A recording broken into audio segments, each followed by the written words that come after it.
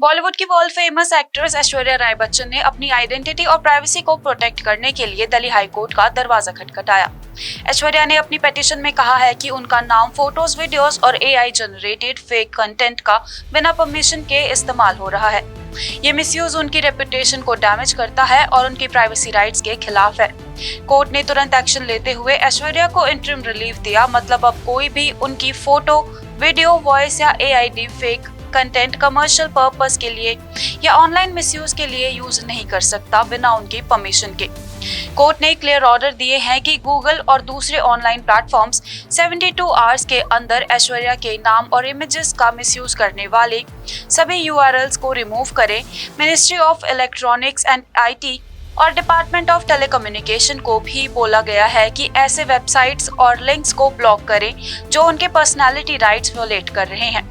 Court ने यह भी ऑब्जर्व किया है कि किसी सेलिब्रिटी के नाम या इमेज का अनऑथराइज्ड एक्सप्लॉयटेशन सिर्फ पैसा कमाने का इलीगल तरीका ही नहीं बल्कि उस सेलिब्रिटी की डिग्निटी और रेपुटेशन पर भी डायरेक्ट अटैक है। और बस इतना ही नहीं, ऐश्वर्या के बाद अभिषेक बच्चन ने भी अपने पर्सनालिटी राइट्स प्रोटेक्ट करने के लिए दिल्ली कोर्ट में केस फाइल किया है। अभिषेक का case specifically Bollywood toy shop के खिलाफ है, एक वेबसाइट जो बॉलीवुड सेलिब्रिटीज का नाम और फोटोज के साथ टी शर्ट्स और मर्चेंडाइज बेच रही थी।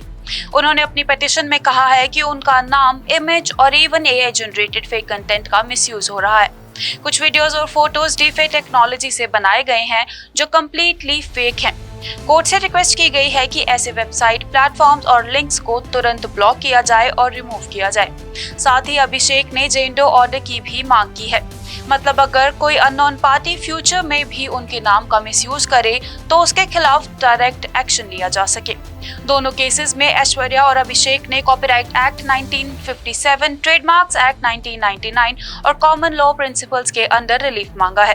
कोर्ट ने ये माना है कि पर्सनालिटी राइट्स का मतलब है किसी इंसान के नाम, फोटो, वॉइस, इमेज या साइन, बेसिकली उसकी पूरी आइडेंटिटी, और इसका मिसयूज प्राइवेसी और डिग्निटी के बेसिक कॉन्स्टिट्यूशनल राइट का डायरेक्ट वियोलेशन है।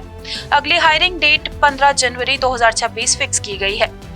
तब डिसाइड होगा कि परमानेंटली कैसे और किन डिफेंडेंट्स के अगेंस्ट ऑर्डर पास किया जाएंगे। इस केस से एक क्लियर मैसेज मिलता है, डिजिटल एरा में चाहे एआई हो, डीफेक हो या ऑनलाइन कंटेंट, किसी भी सेलिब्रिटी या इंसान का नाम, फोटो और आइडेंटिटी का मिसयूज लीगल एक्शन के बिना नहीं चलेगा।